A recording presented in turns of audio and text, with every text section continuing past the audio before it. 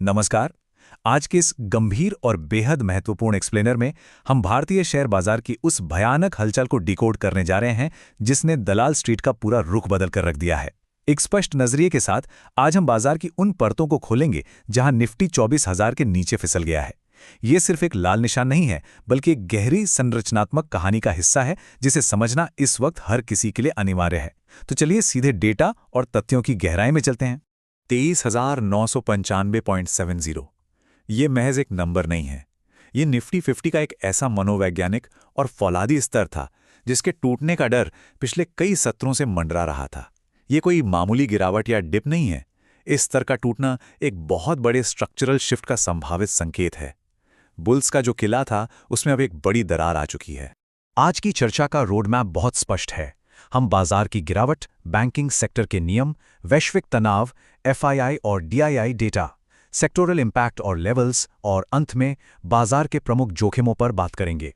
तो शुरुआत करते हैं बाजार की इस गिरावट से, जहां कई मनोवैज्ञानिक स्तर टूटते हुए नजर आए।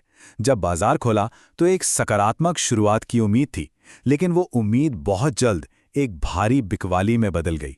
तकनीकी हकीकत अगर देखें तो बिल्कुल साफ है। निफ्टी 50 0.40% गिरकर बंद हुआ। सबसे अहम बात यह है कि यह इंडेक्स अब अपने 20 दिन और 50 दिन के एक्सपोनेंशियल मूविंग एवरेज के बीच एक सैंडविच की तरह फंसा हुआ है। ये सेल ऑन राइज यानी हर उछाल पर बिकवाली का एक सटीक उदाहरण है। बिना 24,200 के स्तर को पार किए ऊपर की ओर होने वाला कोई भी मूवमेंट महज एक पुल बैक माना जाएगा, कोई असली तेजी नहीं। अब बैंकिंग सेक्टर और नए नियमों की ओर मुड़ते हैं। बाजार को नीचे खींचने में जिस सेक्टर का सबसे बड़ा हाथ रहा है वो हमारा बैंकिंग सेक्टर ही है। आइए देखते हैं वहां आखिर क्या हुआ। 55,400 बैंक निफ्टी की क्लोजिंग इस स्तर पर हुई है। ये 1.54% की बहुत बड़ी गिरावट है। 56,000 का जो बेहद अहम सपोर्ट लेवल था वो अब पूरी तरह से टूट चुका है। लेकिन ये गिरावट सिर्फ तकनीकी नहीं है, इसके पीछे एक बहुत बड़ा नीतिगत बदलाव है। और वो बड़ा बदलाव है एक्सपेक्टेड क्रेडिट लॉस यानी ईसीएल। भारतीय रिजर्व बैंक के इस नए दिशा निर्देश को समझना बहुत जरूरी है। पहले क्या होता था कि बैंक तब प्रोविजनिंग करते थे जब कोई कर्ज डूब जाता था, लेकिन अब इस नए नियम के तहत बैंकों को भविष्य में होने वाले संभावित नुकसान का पहले से ही अनुमान लगाकर पैसे अलग रखने होंगे। ये पूरे बैंकिंग लैंडस्केप को बदल देने वाला कदम है। इस नियम का सीधा असर मुनाफे पर पड़ता है। सरकारी बैंकों के नेटवर्थ पर इसका 5 से 10% तक का गहरा असर हो सकता है। इसी डर और इसी गणित की वजह से एक्सिस बैंक और आईसीआईसीआई बैंक जैसे दिग्गज धराशायी हो गए। कर्ज देने की क्षमता और भविष्य का मुनाफा दोनों ही इस एक नियम की वजह से भारी दबाव में आ गए हैं। घरेलू बैंकिंग संकट के बाद अब उन वृहद आर्थिक दबावों का रुख करते हैं जो समुद्र पार से हमारी अर्थव्यवस्था पर हावी हो रहे हैं, यानी वैश्विक तनाव और कच्चा तेल। 111 रुपये 9 प्रति बैरल। ये कोई छोटी मोटी छलांग नहीं है। ये लगातार छठा ऐसा सत्र है जहां कच्चे तेल में इतनी भारी बढ़त देखी गई है। इस आंकड़े की गंभीरता को महसूस करना बहुत जरूरी है। इस उबलते हुए तेल के पीछे के कारण स्पष्ट हैं। अमेरिका और ईरान के बीच बढ़ते तनाव ने ग्लोबल ऑयल सप्लाई पर एक तलवार सी लटका दी है। हॉर्मुज़ जलडमरू मध्य के बंद होने की आशंका ने मार्केट में पैनिक पैदा कर दिया है। भारत के लिए ये सीधा खतरा इसलिए है क्योंकि हमारी 80% से ज़्यादा तेल की ज़रूरतें आयात पर निर्भर हैं। जब तेल महंगा होता है तो भारत में महंगाई और मुद्रा की अस्थिरता का खतरा सीधा बढ़ जाता है, और इसी डर से ग्लोबल पैसा अब सुरक्षित निवेश के तौर पर सोने की तरफ भाग रहा है, जो $4,620 प्रति औंस के करीब टिका हुआ है। इस भारी उथल पुथल के बीच असली पैसा कहाँ जा रहा है? इसे समझने के लिए हमें संस्थागत निवेशकों के डेटा यानी मनी ट्रेल का विश्लेषण करना होगा। यहाँ जो विरोधाभास है वो शानदार ढंग से बाजार की कहानी बयां करता है।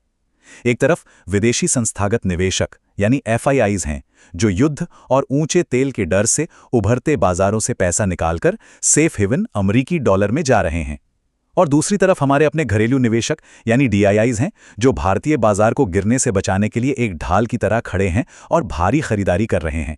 27 अप्रैल के आंकड़े बिल्कुल साफ हैं। एफआईआईज ने 1,151 करोड़ रुपए की बिकवाली की, जिसके जवाब में डीआईआईज ने 4,123 करोड़ रुपए की खरीदारी की। लेकिन यहाँ एक मैक्रो कॉन्टेक्स्ट समझना जरूरी है। अप्रैल के पूरे महीने में विदेशी निवेशकों ने 56,363 करोड़ रुपए से ज्यादा की भारी निकासी की है। जब तक ये विदेशी बिकवाली नहीं रुकती, बाजार के लिए ऊपर जाना एक बहुत बड़ी चुनौती बनी रहेगी।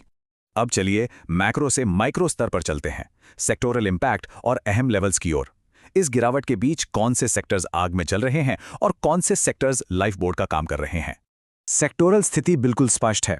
कच्चे तेल के महंगे होने का सीधा फायदा एनर्जी सेक्टर को मिल रहा है, जहां ओएनजीसी और कोल इंडिया शानदार मुनाफे में है।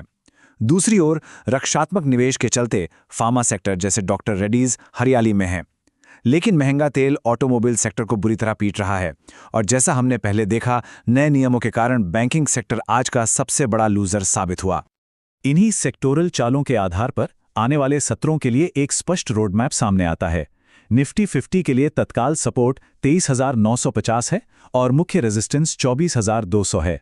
रणनीति बिल्कुल साफ है, सेल ऑन राइज। वहीं बैंक निफ्टी का सपोर्ट अब 55,500 पर खिसक गया है। इन लेवल्स पर नजर रखना बहुत जरूरी है, क्योंकि यही तय करेंगे कि बाजार का अगला रुख क्या होगा। अंत में बात करते हैं बाजार के प्रमुख जोखिमों की। हमें क्षितिज पर मंडरा रहे उन 3 सबसे बड़े मैक्रो इकोनॉमिक खतरों को पहचानना होगा, जो किसी भी वक्त बाजार की दिशा बदल सकते हैं। ये 3 खतरे बेहद गंभीर हैं। पहला, जियोपॉलिटिक्स। अगर हॉर्मुज जल डमरू मध्य वास्तव में बंद हुआ तो कच्चा तेल $150 को छू सकता है। दूसरा, क्रूड ऑयल इन्फ्लेशन। यही महंगा तेल भारत में पेट्रोल डीजल को 20 रुपये प्रति लीटर तक महंगा कर सकता है, जिससे हर चीज की लागत बढ़ जाएगी। और तीसरा, इस लगातार बढ़ती महंगाई को रोकने के लिए फेडरल रिजर्व और आरबीआई ब्याज दरें और बढ़ाने पर मजबूर हो सकते हैं। और महंगे कर्ज का सीधा मतलब है बैंकिंग और रियल एस्टेट सेक्टर पर एक और भारी प्रहार। इस पूरी संरचनात्मक अनिश्चितता के बीच एक बात सबसे प्रासंगिक है। अस्थिर बाजार में अपनी पूंजी को बचाना ही सबसे बड़ा मुनाफा है। बाजार कल भी खुलेगा, लेकिन केवल उनके लिए जिनकी पूंजी बची है। जब डेटा इतने आक्रामक और विरोधाभासी हों, तो बड़े जोखिम लेना बहुत खतरनाक हो सकता है। ये समय आक्रामक होने का नहीं, बल्कि पूंजी के संरक्षण का है। और इसी के साथ हम आज के इस एक्सप्लेनर के अंत में आ गए हैं। जाते जाते इस सवाल पर गहराई से विचार किया जाना चाहिए। क्या 24,000 का ये मनोवैज्ञानिक स्तर टूटना केवल एक अस्थायी वैश्विक शोर है, या फिर डेटा हमें ये बता रहा है कि बुल रन का अब निश्चित रूप से अंत हो चुका है? बाजार के अगले कदम को समझने के लिए इन आंकड़ों पर पैनी नजर बनाए रखनी होगी। इस विश्लेषण में हमारे साथ जुड़ने के लिए धन्यवाद।